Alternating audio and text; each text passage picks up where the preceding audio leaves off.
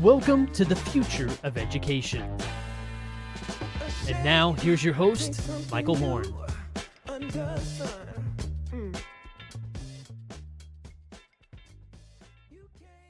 Welcome to the future of education, where we are dedicated to building a world in which all individuals can build their passions, fulfill their potential, and live a life of purpose.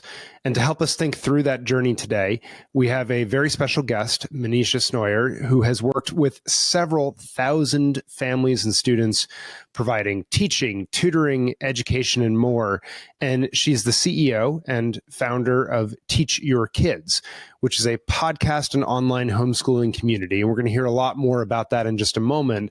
But its mission is to really change the way families engage in homeschooling and make the customization inherent in the choice to homeschool much more accessible to many, many more individuals. So with that as prelude, Manisha, it's good to see you. Thanks so much for joining us. Michael, it's so great to see you. I feel like we connected almost 10 years ago, and it's so wonderful to be having our first face-to-face conversation right here with everybody else. I was thinking the same thing, and I would love you to just tell your own journey into education because, as you mentioned, you and I met well before the pandemic.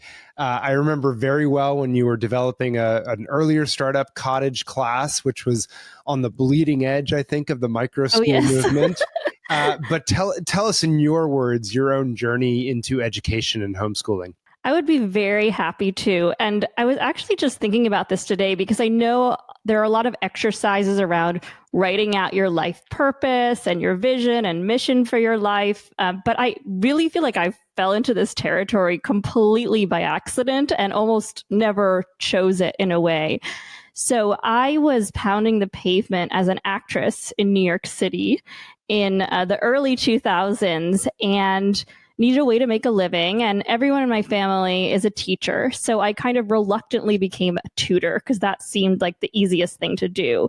And before long, not making an income in acting, I found that I had taught over 3,000 children in 18 subjects in every kind of learning environment you could imagine in 3 different countries. And so including teaching at some of the most elite private schools in New York City, because I was also a substitute teacher, and some of the, I guess you could say, worst public schools and everything in between, including I had a 3-month stint as the music teacher at PS 29, which is one of the most wonderful public schools in Brooklyn. And after several years of doing this, I really started to feel deep in my soul that our education system was broken at every level, from these $60,000 a year schools to even the best of the best in the public education department, but with a lot of really amazing teachers who wanted to do the best they could and just had so much knowledge and expertise. And through thinking about this, I discovered that there was this incredible homeschooling movement. And just to take it a step back, I felt like I needed to quit acting and focus on this problem because at the same time, I was getting very concerned about climate change. And I discovered that actually giving access to education is one of the best ways that you can fight climate change, help people get out of poverty, equal rights, human rights, all the issues I care about. So my initial idea was, okay, there's all these amazing teachers, but the system is really broken. So let's just have teachers start their own schools. So I was an Airbnb host at the time, and I kind of liked this legal gray area that Airbnb had and found an analogy in these homeschool co-ops that were springing up all over Brooklyn. And I'm thinking, okay, this is really cool. Like, all you need is a teacher, a space, a group of students. There are these parents creating micro schools and homeschool co-ops. Like, you do it under 3 hours a day for preschoolers and 2 or 3 days a week for homeschoolers, you could get around all the legislation around schooling. So I suddenly was building a tech startup. I mean, it was the most random thing. I knew nothing about technology besides, being a person who uses it, but I did know a lot about being an Airbnb host. So ultimately, one of the founders of Airbnb invested in me and was a great mentor. And I went through Techstars and we started all these wonderful homeschool co-ops in Brooklyn.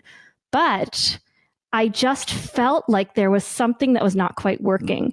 And as I looked more deeply into the homeschooling movement, what I realized is that these families had created a way to build an incredibly curated education for their children that was cost effective for them and that was incredibly enriching socially, emotionally, and academically. And in essence, had built a new education system. So a couple years into that, I started talking to Eric Ries, who wrote The Lean Startup and is really interested in homeschooling.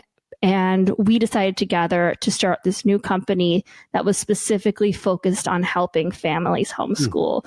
And so we've been working together for 4 years, and it's been really an amazing ride. The pandemic broke out right after we launched the company. So we kind of pivoted and built this nonprofit that helped over 100,000 families who were forced into homeschooling, and were able to identify the main needs there. And today what it is a online homeschooling community and a podcast, and families can use our curriculum planner to find high quality secular learning materials based on 200 different children's archetypes that I've identified. And we really offer a lot of information and support, because what I've identified is that one of the hardest things is for parents to have that confidence that they can be their child's teacher. It really requires a paradigm shift. So I'm putting a lot of my focus there. Super fascinating. And I remember our conversations when you were doing what I called the Airbnb of homeschooling, Yes, something that exactly. I think I had written the line in a couple articles as a throwaway, and then you were like, I'm actually doing this. Yes. And it seems that it's still a current, though, in the work you're doing, which is to essentially make this DIY education much more accessible to many more people. And from the outside, it looks like, and this is my characterization, so I'd love you to push back if I have it wrong. Sure.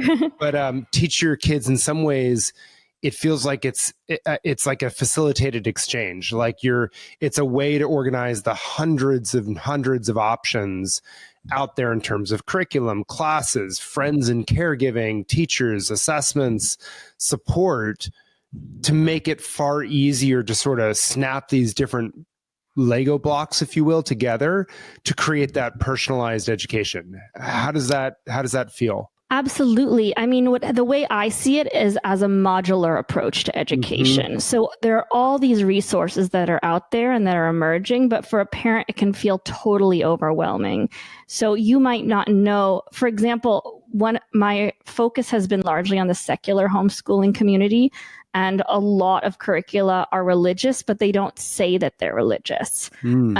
Or they might say that they embrace neutral science because they don't want to offend anybody, but that's actually not an evidence-based approach to science. And a lot of religious people would like an evidence-based approach to science because it's compatible with a lot of religious beliefs. And so what I've done in the past, people have just scanned through tens of thousands of comments in homeschooling groups and tried to find what's the best fit for their child. And what I've done is I've talked to hundreds of parents and scanned through these tens of thousands of groups and tried the curriculum myself to help identify which curriculum will actually help students, and also how to find tutors. But really important, and I don't want to ignore this, is just helping parents have the confidence that they can do it. Because I find that once people get going, they're really off to their races. But this idea that a parent could help their child learn is so radical still. And so that's the real shift that I'm trying to help happen. It's so interesting because it was the First Lady, Barbara Bush, right, that long ago said the parent is the child's first teacher. And yet we sort of keep running from that in some ways. But you mentioned secular homeschooling, obviously, and it's no longer new to note that that's the biggest and fastest growing portion of schooling in the United States. That homeschooling obviously is the fastest segment, and it's largely driven by secular homeschooling in particular, that the complexion, right, of homeschooling has changed over the last 2 decades, let's say. And I'm just sort of curious because we also see in surveys that for many families, they're like, I would love a homeschooling experience or a hybrid homeschooling experience, right? Just a few days at home, maybe a couple days outside. And yet it seems that it remains aspirational for many families and out of reach. So I guess you also have this notion of modularizing, to use your word that I love. It's from our theories, so I love it. Socialization from childcare and the learning itself to also make this more accessible, I'd love you, independent of the confidence questions, sort of the practical questions of childcare and learning and things of that nature, just to sort of talk about what does it mean to decouple these things and how would that work? Absolutely. So my opinion, as you know, is that school is trying to do socialization, childcare, and education. And as a result, they're doing all pretty poorly. And that's been my experience as a teacher. So when we start with socialization, what we see is single-age classrooms, children having to wake up extremely early as 5 a.m. to go to school, which is completely out of line with research on sleep. They cannot learn. And if they're lucky, 35 minutes of recess.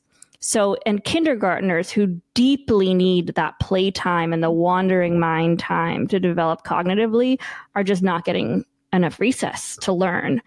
And so, what I say to parents in terms of socialization is what's great about homeschooling is you can curate the social experience that you want for your child rather than that being enforced on you. And what does your child need? They need to spend a lot of time with you, because parents really underestimate that attachment. That's how children form healthy attachments, is through a healthy attachment to their parent. And that is created by quality time together, which is harder than ever in this day and age of cell phones and distractions. So socialization, one. And people are starting to realize that there are so many extraordinary homeschooling groups around the world. And as the homeschooling movement grows, more and more groups form. So it's kind of the network effects of that. So that's socialization. And then childcare, I think the first important thing to realize is that school provides 8 a.m. to 3 p.m. childcare 9 months of a year. That doesn't make sense for a working family. And with the rise of remote flexible work, that's not the kind of childcare parents need. So with homeschooling, you can curate the childcare that works for your family. Maybe your child is really independent and you can work remotely while they kind of work on their projects. There's lots of great techniques like strewing, where you thoughtfully lay out objects and tasks for children to choose. It can be a little bit easier with siblings or not. It can be harder with younger children. You can also hire a nanny or do a childcare swap. And what's really critical to know is that the average homeschooling parent is just as likely to be poor or near poor than the average parent in traditional school. So the census data has that fact. So, and the fastest growing group of homeschoolers is Black families. That population has grown 5x, and it's a lot of single moms who are driving the show.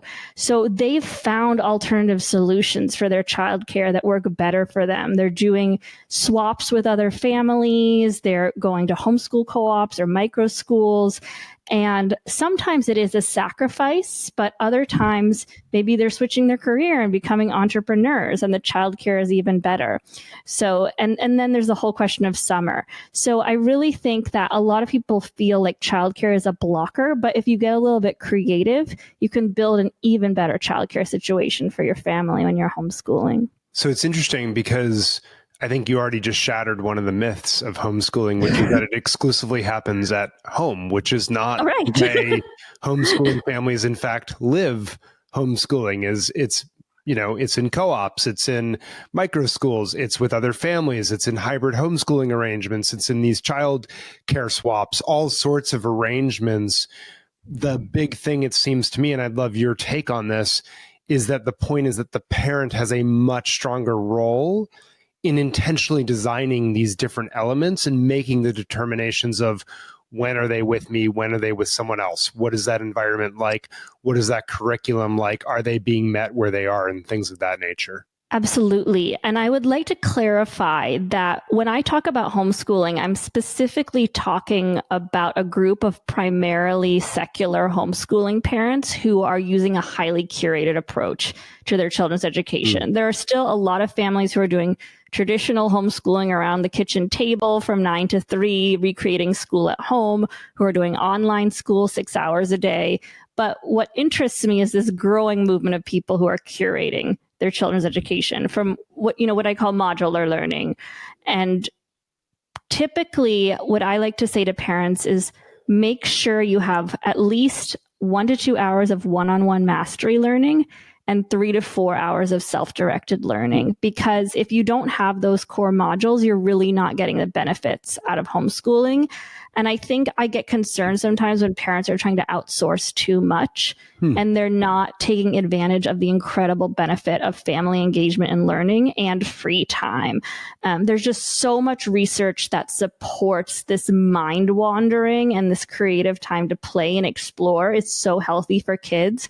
And I think it's a big mistake when parents decide to fill up that time with activities and tutors. So generally, I say start with 1 or 2 hours of mastery learning, family engagement, big blocks of self-directed learning, and then you can layer in classes, co-ops, skill shares. I mean, there's just so much great skill sharing in the homeschooling community, volunteer opportunities, practical life at home. But yeah, absolutely. It's not school at home. It's school out in the universe. Makes a ton of sense. Stay with the mastery learning for a moment and just double click on, because I think the other blocks will make sense to people. They can sort of imagine what those might be. Sure. The mastery learning, what does that look like for the families with whom you work? That's such an important question. And I think that this mastery learning is one of the biggest reasons some of these tech moguls you hear about are so excited about homeschooling.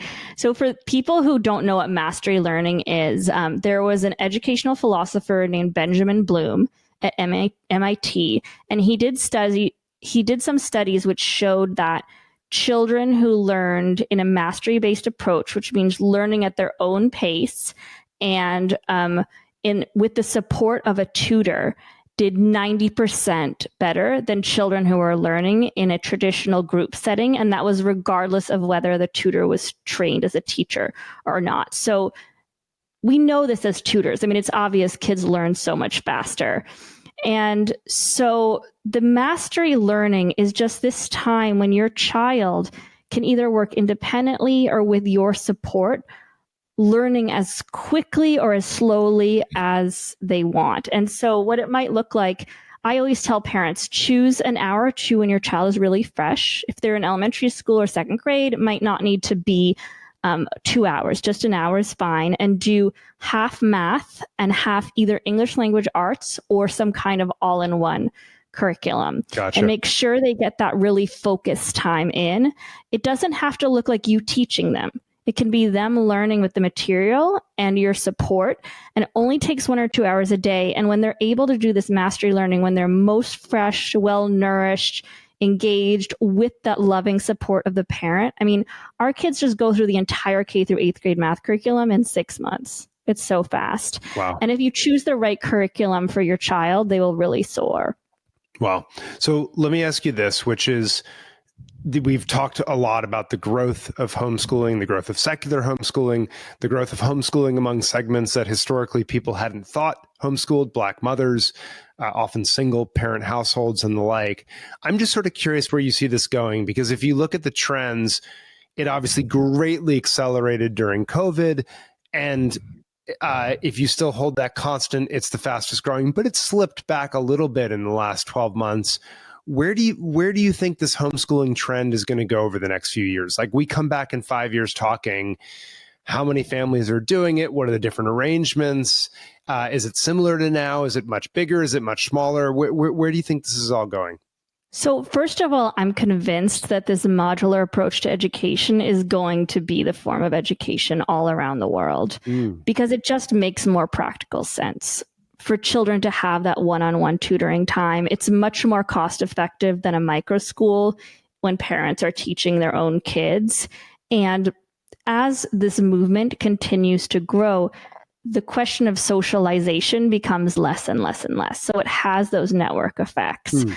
In terms of, what it looks like in 5 years, I think we're going to start to see more and more clusters in big cities. The problem is, I really don't think public education is going to improve very much. I just don't think that this is a system that's built to get stronger. And what we saw in COVID is that the system just completely fell apart. And so because of that, I think it will also influence the homeschooling movement, and it will continue to grow and grow. And as these new tools and technologies emerge, it will also help support the learning. I mean, the big question still is childcare, which is a question from 0 to 5, which is a question for after school. And I mean, it's my hope and prayer that our government will start to wake up and give more support to parents with the childcare piece. But that remains unknown. Well, let's stay on that for just as we start to wrap up here, the conversation on the childcare piece, because it sounds like what you'd be recommending, though, is not more money to the traditional public system that might provide 9 months of childcare that's frankly probably only 9 a.m. to 1 p.m. or something like that when you're talking about kids that little.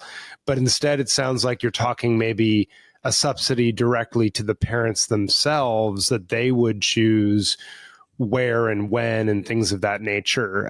But I don't want to put words in your mouth. I'm just sort of curious, or I'm very curious, how you would design this support for families to make all these other modular forms of education more accessible to them. Well, I really love what's happening in Arizona, where families are getting a voucher to homeschool their children as they see fit.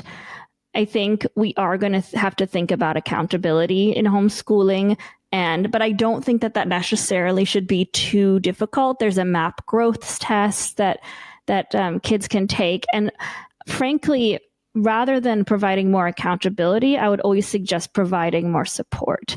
A lot of the families that are homeschooling have children who have diagnosed as special needs. So they've reached a breaking point, children with autism, ADHD, dyslexia, and those students are benefiting from special services at school. So if those students can continue to benefit from special services while learning at home, if they can attend childcare centers, it will really help a lot of families be doing this. Terrific. Okay, as we wrap up, last question.